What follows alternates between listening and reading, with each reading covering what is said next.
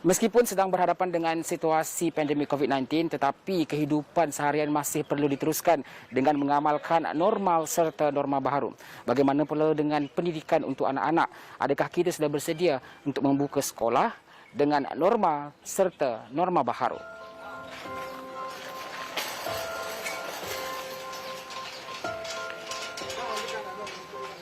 Kerajaan telah mengisytiharkan pelaksanaan Perintah Kawalan Pergerakan atau PKP bermula 18 Mac. Seterusnya, tempoh PKP telah dilanjutkan beberapa fasa termasuklah Perintah Kawalan Pergerakan Bersyarat atau PKPB yang bermula pada 4 Mei. Sepanjang tempoh ini, kerajaan telah menetapkan bahawa semua institusi pendidikan ditutup. Walau bagaimanapun, Kementerian Pendidikan Malaysia atau KPM telah menyediakan garis panduan pengurusan pembukaan semula sekolah untuk diedarkan kepada semua sekolah mulai 4 Jun bagi membolehkan pihak sekolah dan guru-guru membuat persediaan sewajarnya. Garis panduan ini bertujuan untuk memastikan keselamatan dan kesihatan murid, guru serta warga sekolah sentiasa diutamakan semasa proses pengajaran dan pembelajaran atau PDP diadakan di sekolah. Selain pengurusan sekolah dan asrama sekolah dapat berjalan dengan lebih teratur dan lancar. Menteri Kanan Pendidikan Dr. Muhammad Razzi Majidin dalam temu bual eksklusif bersama bernama berkata, garis panduan ini dibuat melalui perbincangan serta kerjasama rapat antara kementeriannya dengan Kementerian Kesihatan Malaysia atau KKM dan Majlis Keselamatan Negara. Ini adalah garis panduan pengurusan pembukaan semula sekolah yang telah disiapkan oleh Kementerian Pendidikan Malaysia dengan kerjasama rapat daripada Kementerian Kesihatan. Kita berbincang secara mendalam setiap langkah yang sepatutnya diambil di sekolah. Maka kita kumpulkan langkah-langkah ini, kita masukkan dalam garis panduan ini yang akan diedarkan kepada pihak sekolah, pihak pengurusan sekolah, diedarkan kepada guru-guru juga dan akan menjadi rujukan untuk ibu bapa.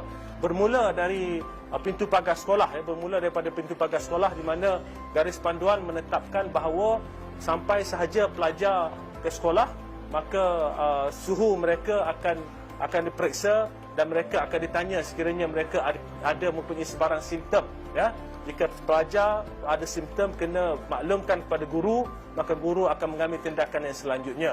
Dan kita juga sedar bahawa pelajar-pelajar ini kadang-kadang sampai ke sekolah berjalan kaki, naik basikal dan sebagainya. Dan kadang-kadang suhunya akan tinggi sedikit, daripada 37.5. Maka dalam garis panduan itu juga disebut bahawa pelajar-pelajar ini akan diminta untuk berehat dahulu untuk memastikan badan mereka agak lebih sejuk dan akan diperiksa suhu sekali lagi. Garis panduan ini menentukan beberapa ketetapan yang perlu dilaksanakan oleh pihak sekolah seperti pengurusan bagi penjarakan sosial di dalam kelas, kawasan sekolah, kantin dan juga asrama pelajar. Di dalam kelas, meja dan tempat duduk murid dijarakkan 1 meter bagi memastikan wujudnya penjarakan sosial antara murid serta bilangan mereka dalam sesebuah kelas juga dikurangkan mengikut kesesuaian jumlah murid dan kelas di sesebuah sekolah. Begitu juga bagi sesi pembelajaran yang akan diadakan di kelas terapung seperti makmal sains, pusat sumber, makmal komputer dan lain-lain lagi. Sekarang ini kita berada di makmal sekolah. Dan jika kita lihat telah ditandakan jarak-jarak bagi memastikan adanya penjarakan sosial. Boleh tengok saya dengan Datuk DG, space tengah-tengah ni tak boleh ada orang. Datuk DG berada dalam 1 meter daripada saya. Begitu jugalah dengan pelajar-pelajar lain di sekolah ini. Dan ini bagi memastikan bahawa pembelajaran ini dapat dilaksanakan dengan baik dan juga dalam keadaan selamat. Ini semua dalam SOP kita. Kita pastikan bahawa adanya penjarakan sosial di antara setiap orang pelajar. Masa rehat juga akan dilaksanakan secara fleksibel bagi mengurangkan risiko lambakan murid di kawasan kantin dalam satu masa. Kita sekarang ini berada di kantin sekolah dan dalam garis panduan yang dikeluarkan oleh pihak KPM, semua pelajar perlu membeli makanan berbungkus. Pihak kantin akan bungkuskan siap-siap makanan. Ada beberapa pilihan untuk pelajar dan pelajar akan beratur mengikut garisan yang telah ditetapkan, jaraknya 1 meter dari seorang pelajar ke pelajar yang lain.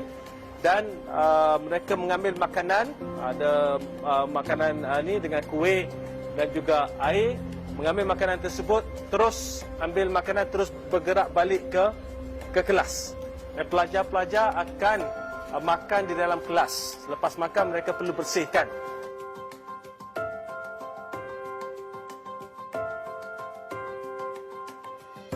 Bagi memastikan tidak berlaku kesesakan di laluan dalam kawasan sekolah pula, laluan akan ditanda dengan anak panah yang menunjukkan arah laluan dan lebih mudah sekiranya ia diwarnakan mengikut arah anak panah tersebut. Ini di ruang jalanan di sekolah, kita boleh lihat ada anak panah ya, menunjukkan arah laluan setiap pelajar. Dan maknanya pelajar yang sebelah kanan bergerak ke hadapan, manakala pelajar sebelah kiri ini akan bergerak ke arah ke belakang, maknanya tidak akan berlaku pertembungan. Ini kita laksanakan di semua sekolah. SOP kita di semua sekolah. Cara yang terbaik adalah untuk memastikan semua jalan laluan adalah sehala. Tapi dalam keadaan di mana laluan itu agak besar, kita boleh buat laluan dua hala, tetapi dengan penjarakan dan juga dengan anak panah yang jelas. Seterusnya, bagi sekolah yang mempunyai kemudahan asrama, garis panduan ini juga telah menetapkan beberapa peraturan yang meliputi kawasan bilik tidur pelajar, penggunaan tandas, bilik isolasi dan dewan makan. Jika kita lihat jarak antara katil ini lebih kurang 1 meter di antara katil, dan di atas di bahagian atas, katil di bahagian atas tidak ada pelajar yang akan tidur di katil bahagian atas, cuma di bahagian bawah sahaja. So jika kita tengok, maknanya telah ada penjarakan, dan ini merupakan salah satu SOP yang kita gunakan ya. Untuk sekolah yang memang katilnya setingkat, tak ada masalah, memang di bawah sahaja. Untuk sekolah yang guna katil 2 tingkat, yang di sebelah atas kita tak akan gunakan ya, kerana risikonya agak tinggi, maka kita gunakan katil di sebelah bawah sahaja ya. Dan kita pastikan bahawa ada jarak di antara katil-katil ini, dan juga terdapat jarak di antara loker-loker yang digunakan oleh pelajar. Cuma disiplin ya.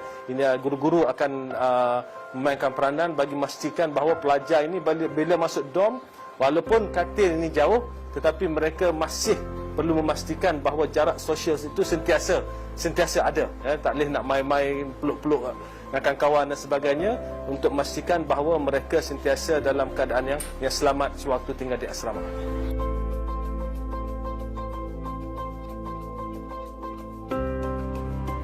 Dewan makan ini dah ada nama siap-siap untuk pelajar, dan ini boleh dilakukan dalam konteks sekolah yang tak ramai.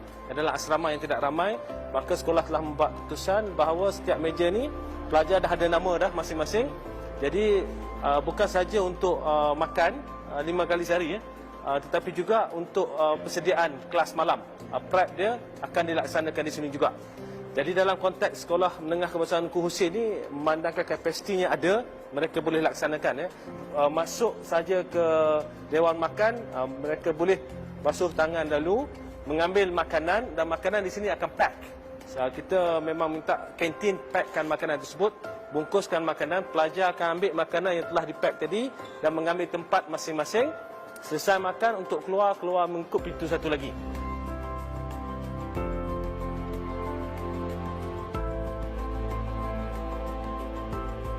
Dalam garis panduan itu tersebut dinyatakan bahawa setiap sekolah memang kena ada bilik isolasi. Jadi kena ada satu isolation room. Bilik isolasi ini, jika pelajar menunjukkan sebarang gejala, maka pelajar ini kena dibawa ke sini, dan pihak sekolah selain daripada berhubung dengan ibu bapa, akan berhubung dengan pusat kesihatan yang terdekat. Jadi kita dah minta supaya sekolah sentiasa berhubung dengan pusat kesihatan sekiranya berlaku sebarang kes emergency. Garis panduan ini tidak hanya menumpukan kepada keselamatan murid, malah guru-guru yang bertugas di sekolah masing-masing dengan kewajipan mengadakan penjarakan sosial.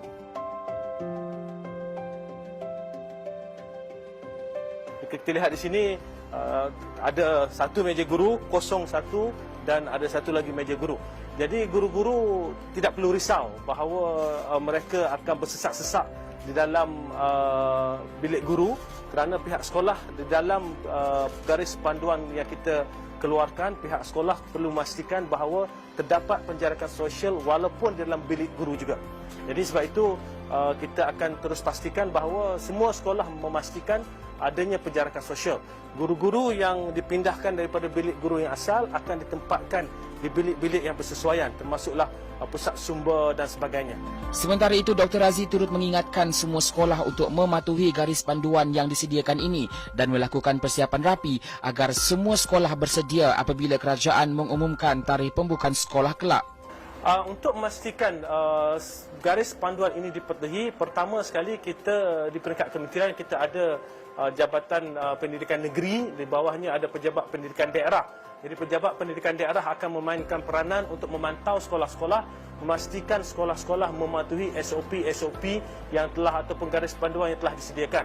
Kami di pihak kementerian juga, termasuk saya, akan singgah di sekolah-sekolah untuk melihat pelaksanaan garis panduan yang telah diadakan. Jadi kita amat berharap dan kita yakin bahawa pihak pengurusan sekolah dan juga guru-guru akan dapat membantu kita memastikan bahawa garis panduan ini dipatuhi, ya. Sebab kita apa yang penting adalah untuk anak-anak kita kembali ke sekolah dan kembali dalam keadaan yang selamat.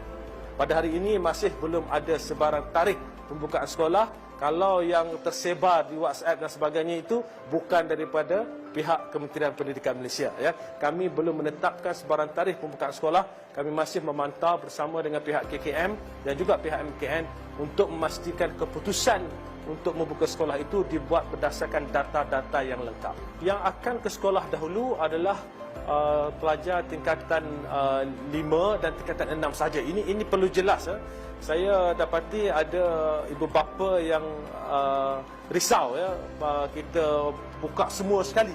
Ya tidak, kita akan cuma buka untuk pelajar tingkatan 5 dan tingkatan 6 sahaja, ya, kerana mereka lebih matang, lebih mudah untuk diuruskan supaya mereka dapat mematuhi garis panduan yang telah dilaksanakan. Jadi secara keseluruhannya semua sekolah menengah akan dibuka, sekitar hampir 3,000 buah sekolah di seluruh negara. Cuma kita akan memberikan notis 2 minggu lebih awal sebelum sekolah dibuka. Kita amat berharap anak-anak nanti apabila datang ke sekolah, pastikan bahawa penjarakan sosial itu sentiasa diamalkan sepanjang mereka di sekolah dan juga sepanjang perjalanan mereka ke sekolah dan sepanjang perjalanan mereka balik dari sekolah. Apa yang saya ingin tekankan bahawa garis panduan ini akan sentiasa ditambah baik. Dan apabila sekolah dibuka kelak dan kita lihat bagaimana perjalanan garis panduan ini, dan sekiranya terdapat ruang-ruang untuk kita tambah baik, maka garis panduan ini akan terus ditambah baik bagi memastikan, seperti mana saya sebut tadi, pelajar hadir ke sekolah dapat mengikuti pengajaran dan pembelajaran dalam keadaan yang selamat.